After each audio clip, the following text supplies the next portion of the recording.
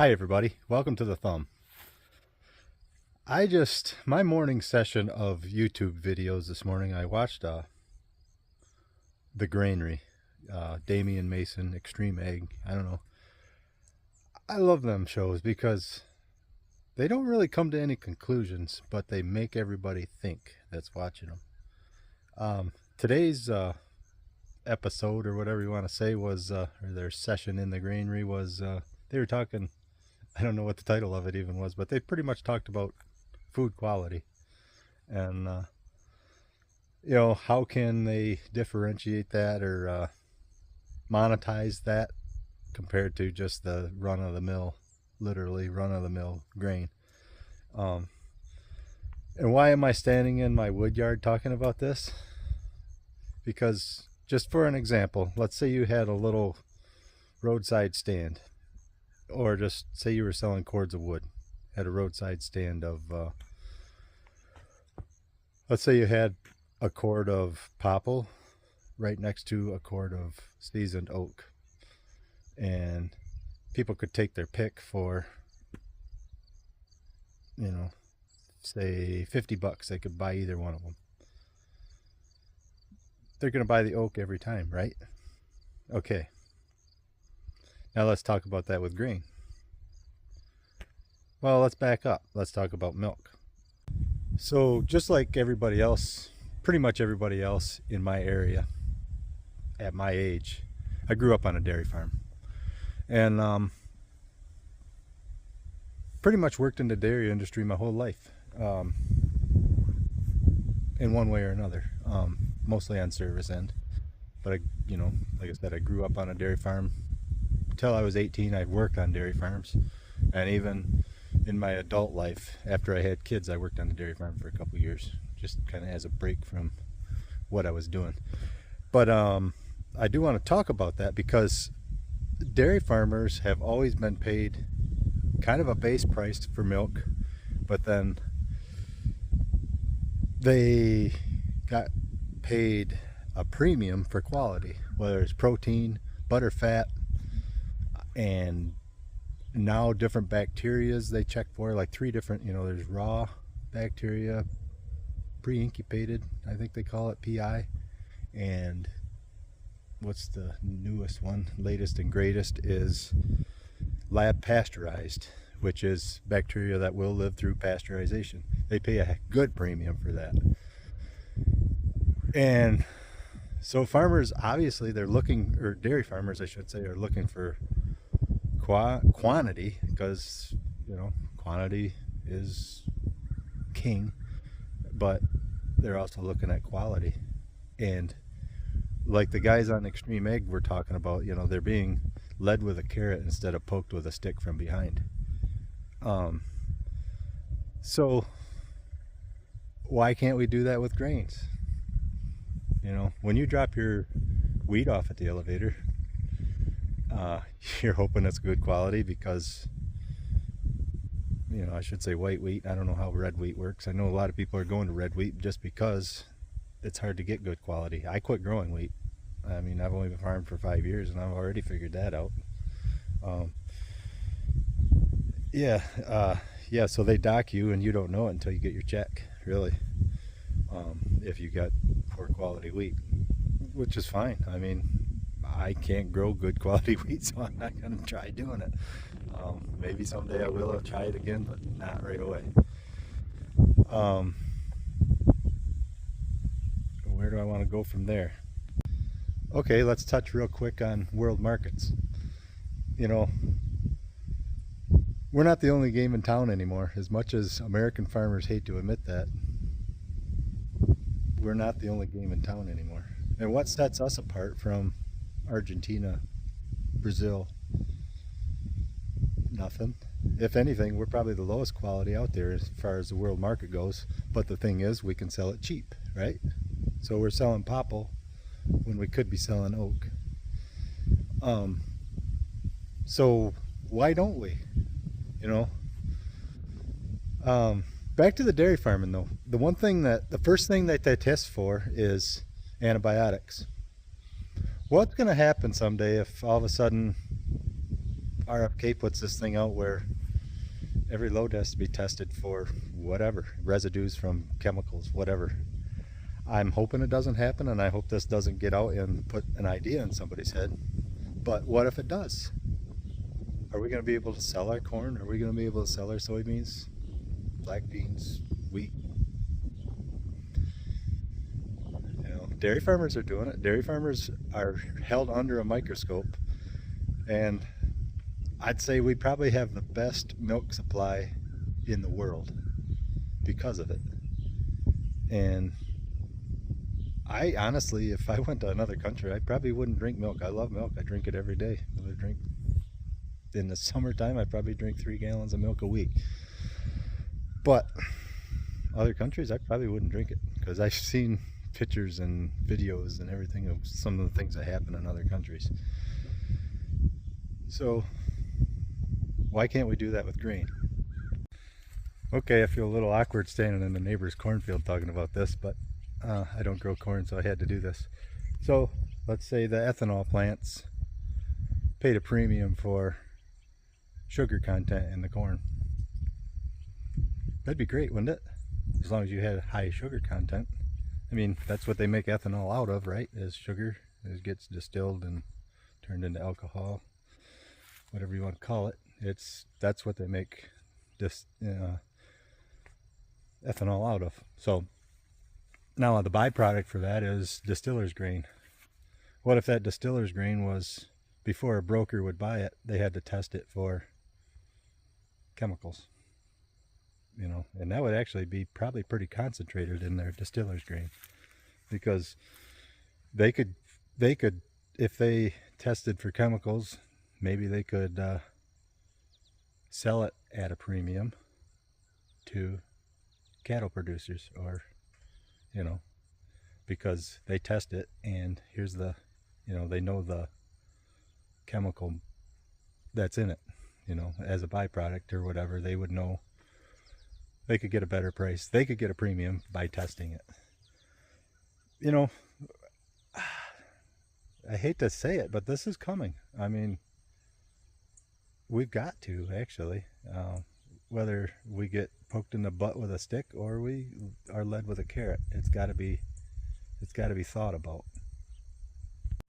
Okay, let's do the same thing with soybeans. First and foremost, what if they were tested for chemicals before you can unload your truck? They do it with milk.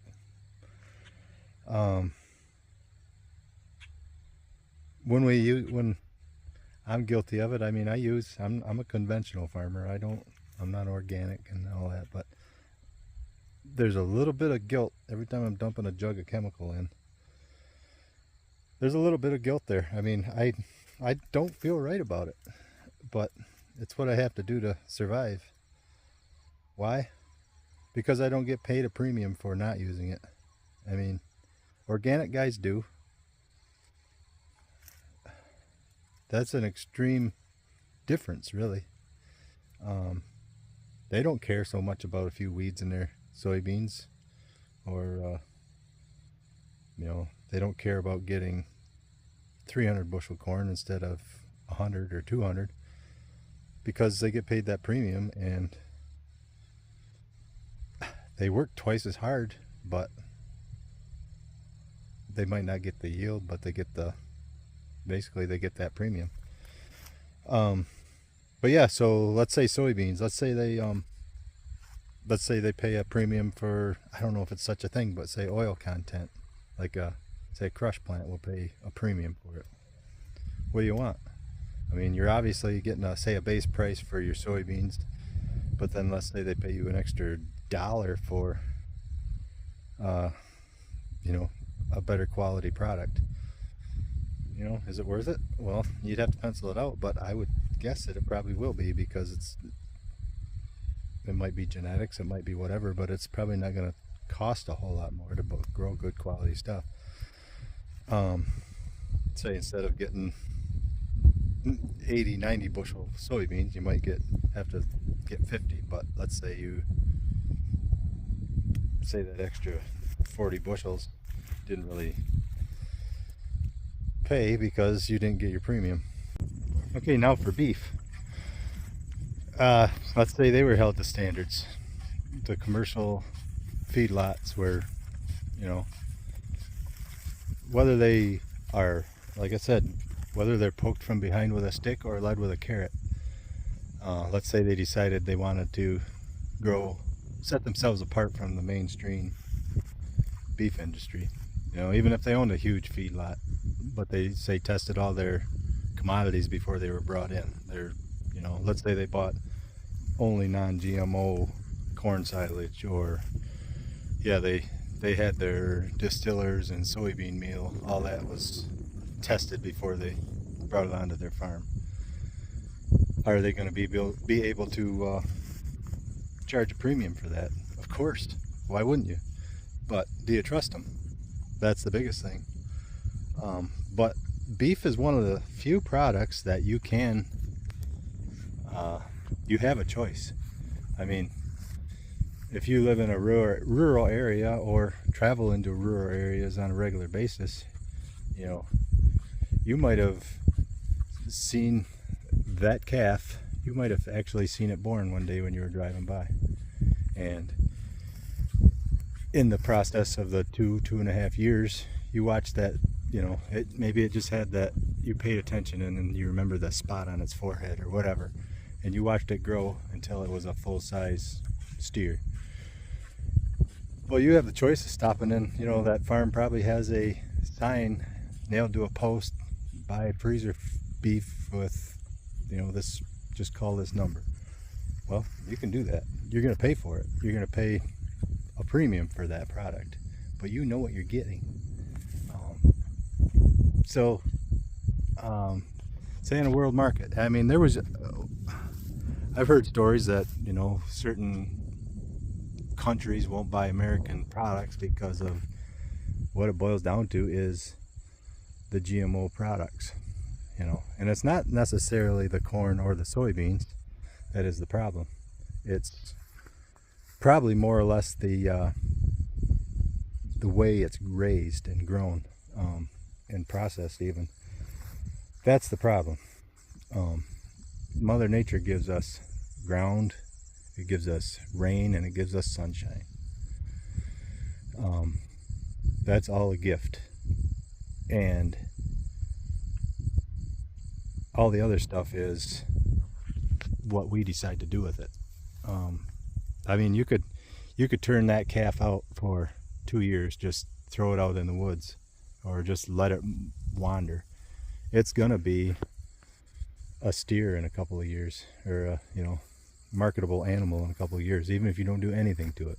You don't put any lick tubs, or, you know, salt blocks. It would even find its own water, believe it or not, if it was possible. I mean, look at deer, antelope, elk, you know, all those, you know, nobody waters them in the wintertime. Nobody gives them salt blocks. So yeah, cattle would be the same way. I'm rambling on again. So in conclusion, what did your food eat? Are you willing to pay a premium for, say, a calf that's been on its mother for 10 months of it, the first 10 months of its life? Well, that's gotta hurt. Get to know your local farmer. You know, like I said, beef's about one of the only things that you can really, I mean, yeah, vegetables or whatever, you can usually buy them local too, but beef is by and far the easiest thing to watch and know where your beef's coming from. I mean, you can buy it off the shelf at Walmart or wherever, but you don't really know what's involved with that beef. And world market, I mean, if we want to compete in the world market, we got to have a product that's marketable, that is somehow sets itself above all the other competition out there, because we will not, price doesn't matter anymore, because, you know, Russia, Ukraine, Brazil, Argentina, they all have quantity too. They can, but if we have quality, then we can start setting our price. It's not going to be easy. It's not going to be something that everybody's going to want to do. I mean, honestly, there's a reason that if you look across, you can see farm after farm that's just sitting idle, that commercial farmers have taken over just because small farmers could not compete. And I honestly see that possibly taking a turn, where if farmers, big or small, can get a premium on quality, I could see a small farmer competing with being able to make a living again. And a huge farmer really can't afford to say back off from what they're doing. I mean, they need to get a certain amount of bushels. They need to get where quality isn't necessarily in the driver's seat. It's more quantity. So again, I'm babbling. So know where your food's coming from. Be willing to pay a premium for it, because you can pay for it in the beginning or you can pay for it in the end. You can, there again, it's okay. Here's the last thing I'm going to babble on about: mining the miners. The gold rush. Everybody knows that the average miner didn't make near as much as the hardware store owner. The guy selling the tin pans and shovels made more money than the average miner. Okay, farming's the same way. There isn't, most agronomists, I mean, the agronomy part of it comes as a fringe benefit of buying chemicals from it, whether it's fertilizer or herbicides, fungicides, whatever. The agronomy end of it comes with that. There's not an agronomist that works for a chemical company out there that's gonna tell you you need to go and dust off your row crop or your row crop cultivator, start cultivating instead of spraying. They're not going to tell you that. Why? Because that's the biggest part of farming right now. Whether it's equipment dealers or chemical companies, all that, that's where the money is. It's not growing the crops. You look at your expenses compared to your profit, it's going to be, you got more expense than you do profit. But when you turn these cattle are turned out into cover crops in, say, land that I really couldn't get to this spring because it was wet. So I could have tiled this. I could have spent $1,000 an acre for tile, or I could make, however much a pound on the gain of these calves. Okay, babbling again. I could go on all day. Thanks for watching Thumb Country Stuff, and take her easy.